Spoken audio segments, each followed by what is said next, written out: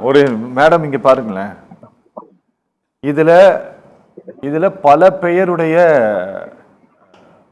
உரையாடல்கள், அவங்க யார் யாரெல்லாம் எப்படி இன்ஃப்ளூயன்ஸ் பர்சனு, ஒரு குறிப்பிட்ட ஒப்பந்தங்கள் முடிவு செய்யப்படுவதற்கு முன் அல்லது வழங்கப்படுவதற்கு முன் அதுக்கு இடையில் நடந்த உரையாடல்கள் இப்படின்ட்டு எதையுமே விடல. அமலாக்கத்துறை இயக்குநரகம் எழுதி இருக்கக்கூடிய இந்த டிசம்பர்ல எழுதின கடிதத்தில் எதையும் விடல. அவங்க ஈச் அண்ட் எவ்ரி ஒரு சிங்கிள் ஃபுல் ஸ்டாப் வர விடாம ரொம்ப அழகா டிராஃப்ட் பண்ணியிருக்காங்க. அதை நான் படிச்ச வர நான் சொல்றேன். நான் 100 பக்கம் படிச்சிருக்கிறேன், படிச்ச வர சொல்றேன். ரொம்ப அழகா டிராஃப்ட் பண்ணியிருக்கிறாங்க.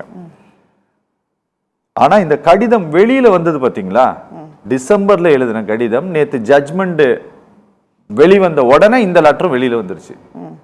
அப்போ இந்த கடிதம் வெளியில வந்ததுக்கு பிறகு தான் இந்த அதுக்கு முன்னால வர கே.என். நேரு மீது வழக்கு பதிவு செய்ய உத்தரவுன்ட்டு வந்துட்டு இருந்த செய்தியினுடைய கோணம் முதலமைச்சருக்கு தொடர்புன்னு மாறினதுன்னு வச்சுக்கோங்களேன். இது இந்த நரேட்டிவ்க்கு ஈடி உடந்தையா இருந்திருக்கா? பொலிட்டிக்கலா மேடம் இது கேஸ் வந்து என்னன்னா, நேரு மீது எஃப்ஐஆர் ஃபைல் பண்ண சொல்லி தான் நீதிமன்றம் உத்தரவு, சரியா? அதுதான் வழக்கும் கூட. ஆனா அது ஒரு மத்தியானத்துக்கு பிறகு இதுக்கு முதலமைச்சருக்கு தொடர்புன்ட்டு இது மாறினது. உதயநிதிக்கு தொடர்பு, முதலமைச்சருக்கு தொடர்பு, இவங்க 2 பேரும் சேர்ந்து பார்ட்டி ஃபண்ட் வாங்கியிருக்காங்கன்ட்டு. உண்மையில இது வந்திருக்கணும்னா எப்போ வந்திருக்கணும்னா, டிசம்பர் மாசம் 3ஆம் தேதி எழுதின லெட்டர் இது. அது அப்பவே வந்திருக்கணும், ஆனா வரல. இந்த ஜட்ஜ்மெண்ட் வந்த உடனே இது வெளியில வருதுன்னா இதை பொலிட்டிக்கலா ஏதாவது இடி பயன்படுத்துதா? ஏன்னா இதை இவ்வளவு நாள் நீங்களே பேசலன்னு இந்த வழக்கு தொடுத்த திரு இன்பதுரைக்கே தெரியாது. இது கரெக்டா நான் சொல்றது? உங்களுக்கு தெரியுமா? தெரியாது. நீதிமன்றத்துல இது வந்த பிறகுதான் வெளியில வருது. ஜட்ஜ்மெண்ட் வந்த பிறகு வருது. ஜட்ஜ்மெண்ட் வந்த பிறகு வெளியில வருது. இப்ப வெளியில வந்த பிறகு அதுல குறிப்பிட்டிருக்க தகவல்களின் அடிப்படையில பார்ட்டி ஃபண்ட் வாங்கியிருக்காங்கிறது உறுதியாக தெரியுதுங்க. அதுக்கு பதில் சொல்லுங்க. எப்படி வெளியில வருது? உறுதியா 20-25% ஒண்ணுமே பூசி மொழிகிறதுக்கு பூசி மொழிகிறதுக்குலாம் ஒண்ணுமே இல்ல. எப்படி வெளியில வந்து அதுக்கு என்ன காரணம்? நினைச்சிட்டீங்க இன்னும் முக்காடு போட முடியாது. முழுசா நினைச்சிட்டீங்க இன்னும் முக்காடு போட முடியாது. பார்ட்டி ஃபண்ட் அப்படிங்கிறது நீங்க தான் சொன்னீங்க. அமலாக்கத்துறை போன ஆட்சியிலையும் பண்ணாங்கன்னு. அமலாக்கத்துறை அப்ப அதோட வேலையை பார்த்துட்டு இருக்கு. நீங்க தான் சொன்னீங்க போன ஆட்சியில இல்ல, போன ஆட்சி நடந்ததுக்காக இந்த ஆட்சியில உங்களை மிரட்டத்துக்கு பண்ணாங்க. சரி இருங்க இருங்க, நீங்க ஆட்சியில இருந்தீங்கல்ல, 4 வருஷம் முடிச்சீங்கல்ல, யாரு இங்க குற்றம்? எந்த இருங்க மேடம், நீங்க சொல்லுங்க. நடவடிக்கை எடுத்தீங்களா? எடுக்க மாட்டாங்க. ஏங்க உங்க ஆட்சியே காப்பாத்துறது பிஜேபி தானங்க. 4.5 வருஷம் 4.5 வருஷம் அவங்களுடைய தயவுல தான். ரஜினிகாந்த் சார் இருங்க, நீங்க சொல்ல முடியுமா? ரஜினிகாந்த் சார் இருங்க, நீங்க தண்டனை கொடுக்கணும்னு நான் கேக்குறேன். மேடம் நீங்க சப்ஜெக்ட்டுக்குள்ள வாங்க. சப்ஜெக்ட் அதாவது நீங்க ஒண்ணு அதிமுகல அதனால சப்ஜெக்ட்டுக்குள்ள வாங்க. சப்ஜெக்ட் என்னன்னா 20-25% பார்ட்டி ஃபண்ட் வாங்கியிருக்காங்க அப்படிங்கிற விவரம் வரும்போது 25% எல்லாம் வாங்கினா கொண்டு போய் புதைக்க தான் செய்யணும் கம்பெனி. அதுல நிறைய இடத்துல நீங்க பாருங்க, அதாவது சில இடங்கள்ல நீங்க நம்ம குறிப்பிட்டது போல 7.5-10%, இன்னும் அதிக இடத்துல டெண்டரு பில் ரெசிப்ட் போட்டது அது இதுலலாம் பாத்தீங்கன்னா 20-25%. இதுல ஃபண்ட் பார்ட்டி ஃபண்டா அவங்க ரிசீவ் பண்ணியிருக்கிறதா தகவல்கள் இருக்கு. அது உண்மையாகும் பட்சத்துல நிச்சயமாகவே அது முதல்வரை தான் போய் நேரா அட்டாக் பண்ணும். நீங்க பார்ட்டி ஃபண்டா வாங்கியிருக்காங்கும் போது அது எப்படி வந்து பார்ட்டி ஃபண்ட் திமுகங்கிற கட்சிக்கு பார்ட்டி ஃபண்ட் தான். இந்த நிறுவனம் இவ்வளவு கொடுத்திருக்கு, அந்த நிறுவனம் அவ்வளவு. அப்ப அவங்க எதுக்காக கொடுத்திருக்காங்க?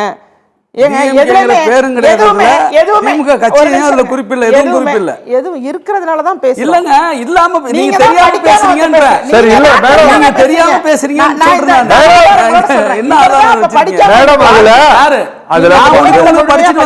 அதுல வெறும் பார்ட்டி ஃபண்ட் தான் இருக்கு, டிஎம்கே இல்ல. டிஎம்கேன்னு கிடையாதுங்க. சரி ஓகே, அவர் சொல்றாரு ஒரு விளக்கம். சரி சொல்லுங்க. ஒவ்வொரு வார்த்தையும் கோர்ட்ல பேசும், அதனால சொல்றாரு அவரு. பேசதான் போகுது. ஆனா இதுல குற்றம் நடக்கவில்லைன்னு இப்பயும் இவங்களால யாராலையுமே பேச முடியல. அரசியல் இருக்கு அப்படின்னு சொல்ற இடம் வந்து மிகவும் தவறானதா நான் பாக்குறேன். இதுல அரசியலே இல்ல. அவர்கள் சட்டநாதர் கோயிலுக்கு போறதும் திருப்பதிக்கு போறதும் இவர் வந்து பயந்து போய் இருக்கிறத இண்டிவிஜுவலா தெரியுது. அப்படி அவர் உண்மையாகவே நேர்மையானவராக இருக்கும் பட்சத்துல அவருடைய வெளிப்படையான பேச்சை அதை எக்ஸ்பிளைன் பண்ணலாம். அவரால் எதுவும் எக்ஸ்பிளைன் பண்ண முடியல. அவங்க கட்சியினராலையும் அதை எக்ஸ்பிளைன் பண்ண முடியல. இன்னைக்கு இவ்வளவு விஷயம் நடக்கும்போது இதை விவாதிக்கிறோம் அப்படின்னா உண்மையாகவே நான் சத்தியம் தொலைக்காட்சியை பாராட்டுறேன். இதுல வந்து எப்படி என்ன எடுத்துக்கிட்டாலும் ஒரு பதவியில இருக்கும்போது அவர்கள் செய்த தவறு அப்படிங்கிறது கண்டிப்பாக ஒரு நாள் வெளியில வரும். அதற்கு ஏற்ற தண்டனை அவங்க பெறணும் அப்படிங்கிறது தான் என்னை போன்றவரோட மிகப்பெரிய வேண்டுகோளா நான் வைக்கிறேன். இது நீதிமன்றம் இதை வழக்காக எடுத்து ஆரம்பிச்சிட்டாங்க. அடுத்தடுத்த நகர்வுல இன்னும் விளக்கமான வெளிநாட்டுல பண பரிவர்த்தனை நடந்திருக்குங்க, ஹவாலா நடந்திருக்குங்கிறாங்க. இது உங்களுக்கு வேணா வந்து இது கட்டுக்கதை நீங்க சொல்லலாம். ஆனா உண்மையாகவே வெளிநாடுகள்ல திமுகவுடைய பணப்புழக்கம் இருப்பது அப்படிங்கிறது என்னை நிறைய பேர் இருக்காங்க வெளிநாடுகள்ல, அங்க எல்லாருமே சொல்றாங்க திமுகல இருந்து வர்றாங்க, இங்க 1000 கோடிங்கிறாங்க, இங்க 5000 கோடிங்கிறாங்க, இங்க 10,000 கோடிங்கிறாங்க. எதுவுமே இது வந்து பேச்சு வழக்கா இருக்கலாம். ஆனால் அங்க போய் நேர்ல போய் சந்திப்பவர்கள் உட்பட இது நான் சொல்றத கேளுங்க. இது வந்து இவருக்கு வேணா கட்டுக்கதை, நான் நேரடியாக சொல்றேன். 5000 கோடி இருக்குன்னு ஒருத்தர் வந்து உட்கார்றாரு, இதெல்லாம் நடக்குது. அப்ப இந்த சந்தேகமும் இப்ப எங்களை போல சாமானியருங்க இல்ல மேம், நான் ஒன்னு கேக்குறேன். இல்ல ஒரே ஒரு நிமிஷம் நான் ஒன்னு கேக்குறீங்க பாருங்க. சரி, அப்படியே நான் சொல்றேன். ஒரு பாயிண்ட் இல்லாம ஒரு 100 கோடி இல்ல மேடம், ஒரு 100 கோடி இங்க வந்து கேஷா வாங்கிட்டு ஒரு ஆள் இங்க கேஷா வாங்கிட்டு, நான் கே நேருவே சொல்றேன். கே நேரு ஒரு 100 கோடி ரூபாய் லஞ்சம் வாங்குறாரு.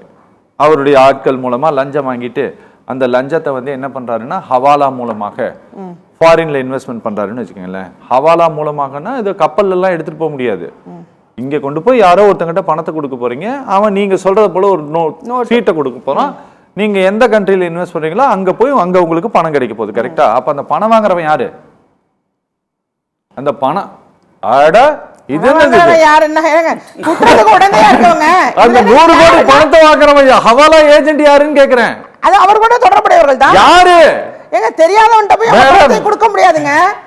நீங்க அந்த பெரிய தொகைகள்லாம் டீல் ஆகுதுன்னா அந்த ஹவாலாவே செய்யறவங்களா இருந்தாலும் அது திமுகவை சார்ந்தவர்களாக நெருங்கிய வட்டாரத்தில் இருக்கக்கூடியவர்களாகத்தான் இருப்பாங்க. இல்ல, நீங்க அப்படி எப்படி பண்ண முடியும்? அப்படிதான் பண்ணுவாங்க. நீங்க பணத்தை கொண்டு போய் யாருன்னு தெரியாதவங்கள்ட்ட கொடுக்குற அளவுக்கு இங்க யாரும் இல்ல. நீங்க உண்மையா சொல்றேன், நீங்க வெளிநாட்டுல இருந்திருந்தீங்கன்னா உங்களுக்கு தெரிஞ்சிருக்கும். ஒவ்வொரு இடத்துலயுமே தெரியாத நபர்கிட்ட யாரும் பணத்தை கொடுக்க மாட்டாங்க. திமுகவை சார்ந்தவர்கள் தான் இந்த பண பரிவர்த்தனை விவகாரத்தில் ஈடுபட்டு. அதிமுக ஆட்சி இருந்த போது யார் பண்ணா? அப்பவும் இதே சார்ஜஸ் சொன்னாங்க. நான் ஒண்ணே ஒண்ணு கேக்குறீங்க பாருங்க ராஜேஸ்வரிங்க பாருங்க, நம்ம கொஞ்சம் வெளிப்படையா நேர்மையா பேசுவோம். இன்னைக்கு மினிஸ்டரா இவர் இருக்கிறதுனால இவர் லஞ்சம் வாங்குறாரு அப்படின்னா, நீங்க இதே மினிஸ்டரா இருந்தவங்களும் லஞ்சம் வாங்கியிருப்பாங்க. கரெக்டா? கடந்த ஆட்சியிலையும் கம்மியோ ஜாஸ்தியோ இவங்க 30% வாங்கினாங்கன்னு சொல்றீங்கல்ல, அவங்க ஒரு 2% வாங்கியிருப்பாங்களா? வாங்கியிருக்கலாம். கரெக்டா? அவங்க வாங்கின போனா ஹவாலா மூலமா போயிருக்காதா? இல்ல, அது இப்ப நீங்க விவாதத்துக்கு எடுக்கல. இல்ல நீங்க விவாதத்துக்கு எடுத்திருக்கிறது இப்ப கற்பனையில பேசிட்டு இருக்க முடியாது மேடம். எதுவுமே கற்பனை கிடையாது. இப்ப நீங்க சொன்னதை நான் ஏத்துக்கிட்டு பேசுறேன். நீங்க சொன்னதை நான் ஏத்துக்கிட்டு தான் பேசுறேன். ஆனா அப்ப என்ன நடந்திருக்கும் அப்படிங்கறதெல்லாம் நான் யூகிக்க முடியாது. ஆனா இப்ப என்ன நடந்துட்டு இருக்குங்கிறதே நம்ம வெளிப்படையாக தெரியுது. நான் வெளிநாடுகளிலிருந்து வர தரவுகளின் அடிப்படையிலையும் சொல்றேன், செய்திகளின் அடிப்படையிலையும் சொல்றேன். அமெரிக்கா உட்பட பல இடங்கள்ல இருந்து பல தகவல்கள் வருது. ஆனா இந்த ஆட்சிக்கு என்ன மாதிரியான ஒரு ஆதாரம் இல்லாம ஆதாரம் இல்லன்னு அதனாலதானங்க விரிவா சொல்ல. நான் விரிவா சொன்னா அவர் தாங்க மாட்டாரு. நான் மேலோட்டமாக சொல்றேன்னா